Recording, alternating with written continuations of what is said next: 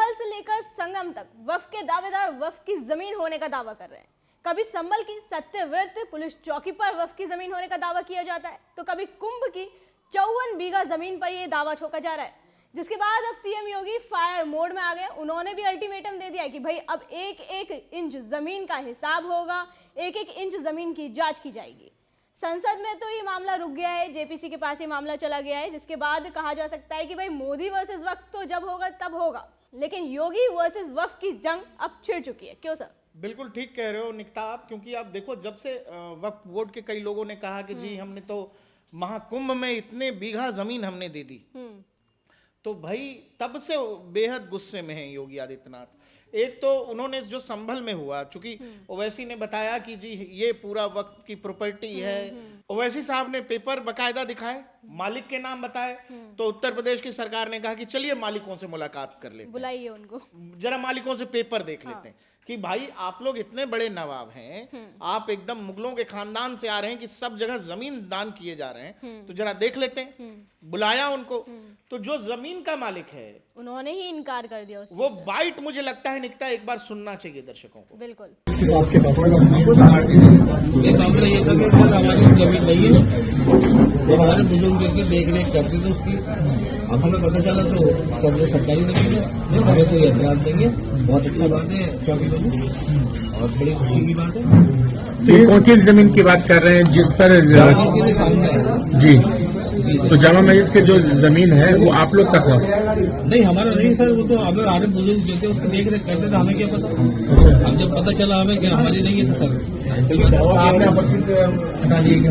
नहीं हमारी नहीं है। तो जो जमीन का मालिक है वो ये कह रहा है जी जमीन तो सरकारी है, वो तो हमारे बाप दादा देख रेख करते थे। तो देख रेख करना और जमीन की ऑनरशिप होना दोनों दो चीजें हैं।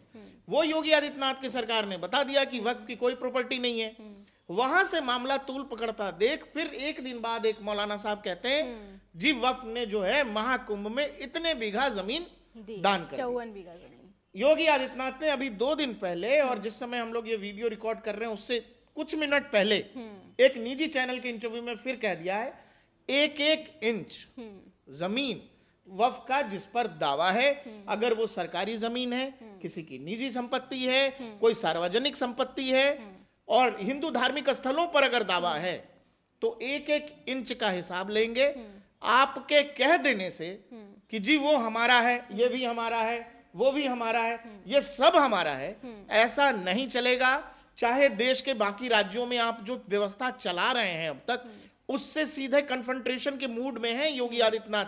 मतलब वक्फ बोर्ड बनाम योगी आदित्यनाथ प्रशासन, आप समझो कि ये सब सुप्रीम कोर्ट में, हाई कोर्ट में, तमाम जगह ये कहानी चल सकती है।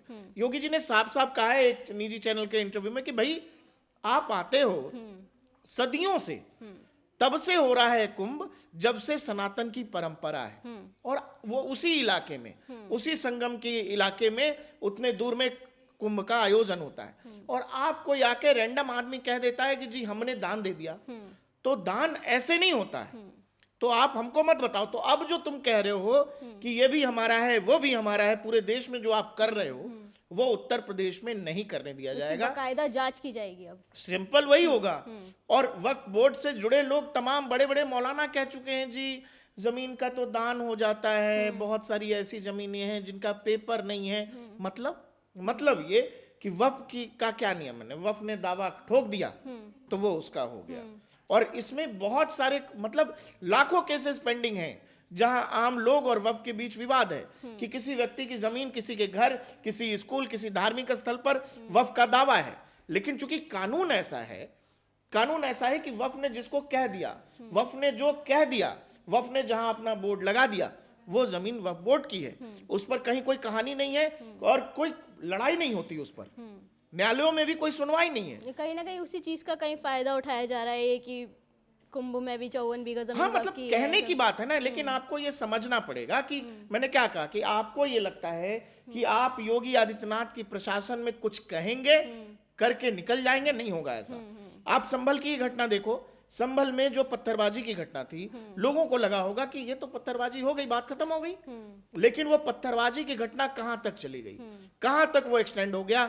वहां मंदिर मिल रहा है, बावड़ी मिल रही, जाने क्या क्या चीजें हो रही हैं। और कहानी वहां तक चली गई कि देश ही नहीं, देश के अलग अलग राज्यों में, उत्तर प्रदेश में, बनारस में कई जगह जमीन की खुदाई होने लगी, जगह जगह प्राचीन मंदिर मिल रहे हैं। तो ये परंपरा शुरू हो गई। अब जो वफ ने किया, मुझे लगता है देखो, जो पत्थरबाजी की घटना से लोगों को सीखना चाहिए था कि भाई आप योगी आदित्यनाथ के प्रशासन को उकसाओ मत, उसके पेशेंस का टेस्ट मत करो। आप महाकुंभ जैसे आयोजन में, जिसमें प्रशासन इतने बड़ी तैयारी में लगा हुआ है, जहां 40 करोड़ लोगों के आने का दावा है, वहां आप कह रहे हो कि जी हमने जमीन दे दिया। खुद सीएम योगी प्रयागराज के दौरे पर हैं, वो बकायदा जायजा ले रहे हैं, वहाँ का चप्पे चप्पे पर नजर बनाए हुए हैं। और मतलब योगी बाबा का जो काम है, जो योगी आदित्यनाथ का काम है, बड़ी ही बेबाक अंदाज से वो काम करते हैं। योगी आदित्यनाथ और बाकी नेताओं में क्या फर्क है? फर्क ये है कि योगी आदित्यनाथ बिल्कुल अनफिल्टर्ड बोलते हैं। बिल्कुल। वो नहीं कहते कि आजकल पॉडकास्ट चला हुआ है, लोग करते हैं कि अनफिल्टर्ड इंटरव्यू, अनकट, ऐसा। योगी आदित्यनाथ जो बोलते हैं वो अनफिल्टर्ड ही है। अभी कुछ मिनटों पहले उन्होंने एक निजी चैनल पर कहा कि ये कौन लोग हैं जो दावा कर रहे हैं। उससे एंकर ने पूछा कि योगी जी आपने कुछ लोगों की दुकान लगाने पे रोक लगा दिया है कि गैर मजहबी लोग, गैर हिंदू लोग जो हैं वो दुकान नहीं लगा सकते। योगी आदित्यनाथ ने कहा नहीं, ऐसा नहीं है। मैं उनका तो कहना है कि जिसकी भी श्रद्धा है भारतीय संस्कृति में, सभ्यता में, वो आए। लेकिन जो कुत्सित मानसिकता के साथ आएगा और फिर यहाँ कुछ करने का प्रयास करेगा, तो फिर यहाँ उसके साथ कुछ भी हो सकता है। वो ऐसा कह रहे हैं कि किसी के साथ कुछ भी हो सकता है, फिर उस पे हमारा रोक टोक नहीं है। तो हम ऐसे सैकड़ों लोगों को जानते हैं, हजारों लोगों को जानते हैं, जिनका प्राचीन भारत की सभ्यता, संस्कृति और यहाँ के इतिहास में योगदान रहा है और जो उसको मानते हैं। तो जिनकी श्रद्धा है वो आए, हमने किसी पर रोक नहीं लगा। अब ये कितना बड़ा स्टेटमेंट है, ये बहुत बड़ा और क्लियर स्टेटमेंट है। इसमें मुझे नहीं लगता कि कुछ उन्होंने छुपाया है, कुछ बचाया है। वो साफ साफ कह रहे हैं कि भाई आपको लगता है कि महाकुंभ एक श्रद्धा का विषय है, महाकुंभ सनातन से जुड़ी परंपरा है और इस देश की भारतीय संस्कृति से जुड़ा हुआ मसला है।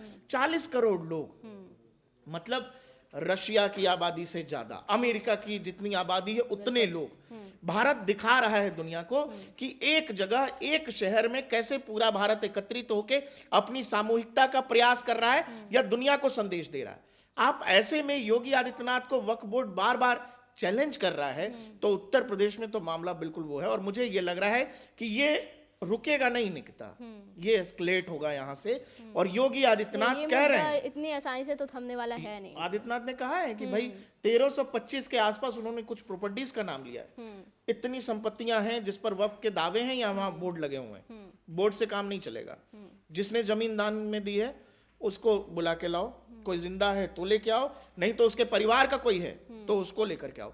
और संभल में तो हमने देखा है, जिसको वैसी साहब मालिक बता रहे थे, उसके परिवार के लोगों ने आकर के कह दिया कि जी हमारा तो है नहीं, हमारे बाप दादा इस जमीन की रखवाली कर रहे थे। ये देखिए, योगी आदित्यनाथ कोई भी जो काम करते हैं बिल्कुल सॉलिड तैयारी के साथ करते हैं। चाहे वो महाकुंभ का ही देख लीजिए, पूरी सॉलिड तैयारी हो रही है। वहाँ पे बकायदा मॉक ड्रिल किए जा रहे हैं कि सुरक्षा में अगर कोई सेंध लगाएगा तो उसको बख्शा नहीं जाएगा। वही मैं कह रहा हूँ कि कई लोगों को लगता है, देखिए पॉलिटिक्स में राजनेताओं के पास स्किप करने का हमेशा रास्ता होता है कि कोई चीज नहीं संभल रही है, कोई चीज विवादित है, तो नेता आमतौर पे छोड़ देते हैं उसको।